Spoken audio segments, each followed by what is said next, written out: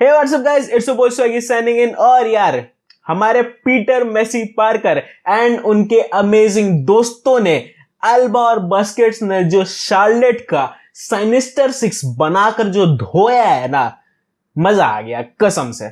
और भाई जो बार्सिलोना स्टाइल में इन्होंने इनकी मारी है भाई पूरे 90 मिनट, मतलब तो सोच सकते हो कि शार्लेट के पास 90 मिनट तक कोई चांस नहीं था, कोई चांस ही नहीं था कि वो बॉल ग्रैब भी कर लेते, गोल भी मार देते। खैर रिजल्ट तुम्हें पता ही है, हमारे द अमेजिंग स्पाइडरमैन मेसी ने 4-0 से पूरे शार्लेट को डोमिनेट कर दिया और इंटर मायामी लीग्स कप के सेमीफाइनल्स में पहुंच चुकी है इन स्टाइल और इन स्पाइडरमैन स्टाइल। खैर थोड़ा सा मैच की बात कर लेते हैं। एंड मैच में बात करने के लिए वैसे तो बहुत ज्यादा कुछ है नहीं, बट स्टिल बहुत सारी ऐसी पॉइंट्स हैं जो आज के मैच में मुझे लगी कि भाई इंटर मायामी ने लिटरली इंप्रूव करी है। एंड एक चीज तुम समझ सकते हो कि इंटर मायामी हर मैच के साथ इंप्रूव होती चली जा रही है एंड उनका इंप्रूवमेंट दिख रहा है ऑन द फील्ड कि कैसे वो इंप्रूव हो रहे हैं। द थिंग इज, उनके जो सबसे पहले हमने मैच देखी थी, उस मैच में सबसे बड़ी दिक्कत थी उनकी कोऑर्डिनेशन बिल्डअप ना होना और बॉक्स टू बॉक्स में उनकी जो कनेक्शन है वो खत्म हो जाती थी।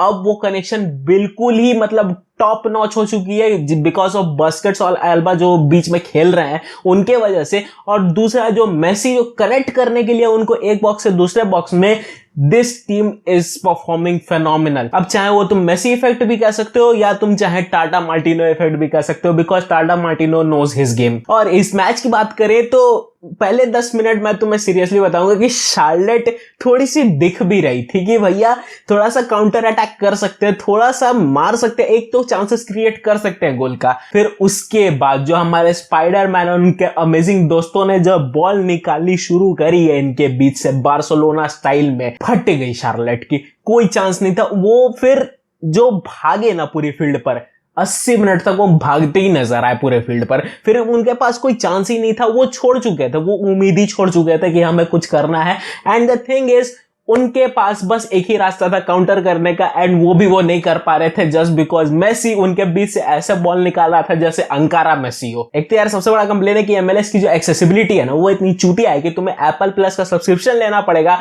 जो कि ऑलमोस्ट 2-3 हजार रुपए महीना का है एंड तब तुम कोशिश कर सकते हो एमएलएस देखने का। उसमें ही बफरिंग बहुत ज्यादा होती है, इतनी ज्यादा इरिटेट करती है। खैर अपन तो अवेलेबल ही है मैच का पूरा डेटाबेस देने के लिए, तुम्हें टेंशन लेने की जरूरत नहीं है। खैर इस मैच की बात करें, वन ऑफ द तुम कह सकते हो इंटर मायामी की टॉप नॉच परफॉर्मेंस। और 4-0 ये तुम सोच सकते हो कि ये 6-0 भी हो सकता था, बट नहीं, ये 4-0 पर रुका है एंड इंटर मायामी बहुत स्टाइल से सेमीफाइनल्स में गई है। And the thing is, inter Miami की अब जो सबसे बड़ी राइवल है वो अब हमें सेमीफाइनल्स में देखने को मिलेगी, तो सेमीफाइनल्स ऑफ कोर्स देखने लायक होगा। खैर इस मैच को लेकर तुम्हारा क्या मानना था, do let me know in the comment section. और मेसी का नया स्पाइडरमैन जो स्टाइल था वो तुम्हें कैसा लगा कमेंट सेक्शन में जरूर बताना। खैर इसी के साथ अपन आते हैं इसी सेकंड अपडेट पर जो कि है मोइसेस काइसेडो को लेकर। और यार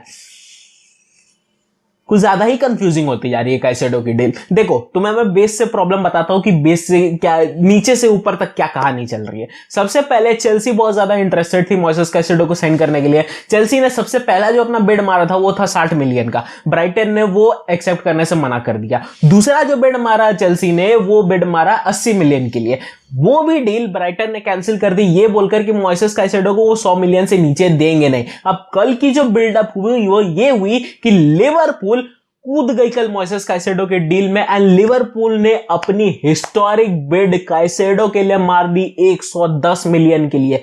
एंड इंटरेस्टिंग बात ये कि चेल्सी ने 100 मिलियन की बिड उसी टाइम पर मार दी, यानी कि ब्राइटन के पास 110 मिलियन बाय लिवरपूल और 100 मिलियन बाय चेल्सी, दोनों के बिड एक साथ मोइसेस काइसेडो के टेबल पर आ गई। अब ऑफ कोर्स लिवरपूल ज्यादा पैसा दे रही थी तो ब्राइटन लिवरपूल की तरफ झुक गई और मोइसेस काइसेडो को उन्होंने फाइनल कर दिया कि लिवरपूल वो एक्सेप्ट कर ले। बट मोइसेस काइसेडो ने लिवरपूल की जो मेडिकल डील थी वो लेने से मना कर दिया ये बोलकर कि वो चेल्सी को बेटर प्रेफर करता है। तुम सोच रहे हो किस लेवल की बकचोदी चल रही है सीन के पीछे। खैर चेल्सी अब इस मौके का पूरा फायदा उठाने के मूड में है and the thing is 100 million की बिड तो अब वो ऊपर कर नहीं रहे, 100 मिलियन पर ही अब ब्राइटन को काइसेडो की डील को एक्सेप्ट करना पड़ेगा। And the thing is Caicedo Chelsea आना चाहता है। देखो एक मैं तुम्हें सीरियसली बात बताना चाहता हूं अपना पर्सनल पर्सपेक्टिव कि मुझे नहीं पता कि क्यों काइसेडो के पीछे ये अपना पगलाए हुए हैं। क्योंकि देखो तुम दोनों तरफ से समझो कि यर्गन क्लॉप को भी कैसेडो की बहुत ज्यादा कोई रिक्वायरमेंट नहीं है, एंड पोचेटिनो को भी तुम देखोगे तो पोचेटिनो के पास रोमेओ लाविया का ऑप्शन है। तो ऐसे में कैसेडो की डील के पीछे इतना ज्यादा पागल होना, मुझे तो रीजन समझ में नहीं आ रहा है। और वो भी आप ओवर पे करके, आप कह सकते हो कि लिटरली ओवर पे तुम करके 100 मिलियन की बिड एक 20 साल के लॉन्डे के लिए, ये ओवर बिड ही होती है unless and until Jude Bellingham हो। भाई जूड बेलिंगम ओपनर है इंग्लैंड का, मोजेस कैसेडो है भी नहीं। तो ऐसे में कैसेडो के ऊपर 100 मिलियन फेंक देना, ये थोड़ा सा तुम्हें अजीब सा लगेगा और लगेगा कि भाई चेल्सी अपने पुराने रूप में वापस आ गई है। बट बिलीव मी, अगर किसी तरीके से चेल्सी इस कैसेडो की डील को निकालने में कामयाब हो जाती है ना, पोचेटिनो अनबीटेबल हो जाएगा फिर इस कैसेडो के साथ। अब देखो कैसेडो की जो एबिलिटी है, जो ऑन फील्ड जो वर्क रेट वो देता है, डेफिनेटली चेल्सी के लिए एक अच्छा इन्वेस्टमेंट साबित हो सकता है कैसेडो। बट स्टिल मेरे दिमाग में कि 100 मिलियन थोड़ा सा ज्यादा हो जाएगा। खैर 100 मिलियन फेंकना चाहिए था या नहीं फेंकना चाहिए था, या फिर कैसेडो के ऊपर लाविया को बेटर ऑप्शन मान सकती थी चेल्सी? तुम्हें क्या लगता है कमेंट सेक्शन में जरूर बताना। खैर इसी के साथ अपन आते हैं इसके थर्ड अपडेट पर, जो कि है मैनचेस्टर यूनाइटेड से। और देखो फ्रेड अभी तो ऑन द वर्स था मैनचेस्टर यूनाइटेड को छोड़ने के लिए, जो कि सही भी थी, बिकॉज फ्रेड का जो फ्यूचर था वो मैनचेस्टर यूनाइटेड में बहुत सही नहीं नजर आ रहा था। भले ही कंसीडरिंग द फैक्ट कि फ्रेड हमारा one of the top performers में से एक था पिछले सीजन, बट स्टिल टेन हैग की जो प्लान्स थी उसमें फ्रेड बहुत अच्छे से फिट नहीं बैठ रहा था। तो ऐसे में फ्रेड को जबरदस्ती रखना हमारे लिए बेटर ऑप्शन नहीं थी। तो इसलिए मैनचेस्टर यूनाइटेड ने फाइनली फ्रेड को बेचना बेटर समझा, और कल फाइनली मैनचेस्टर यूनाइटेड ने फ्रेड को फेनरबाची को बेच दिया फॉर 15 मिलियन। अब देखो ये डील हमारे लिए खराब नहीं है, कंसीडरिंग द फैक्ट कि दो सबसे बड़े प्रॉफिट आ जाते हैं। एक तो पैसा आ ही जाता है, दूसरा अगर फ्रेड जाएगा तो हमारे लिए एक सेंटर बैक की जगह बन जाती है, जो कि एक या तो बेंजामिन पवार्ड हो सकता है या तो एक तोदीबो हो सकता है। अब दोनों में से किसको एरिक टेन हैग बेटर चूज करेगा ये देखने वाली डेफिनेट बात होगी। बट मेरे हिसाब से Benjamin Pavard is much better option, क्योंकि वो बंदा राइट बैक भी खेल सकता है, वो बंदा सेंटर बैक भी खेल सकता है, वो बंदा हाइब्रिड है,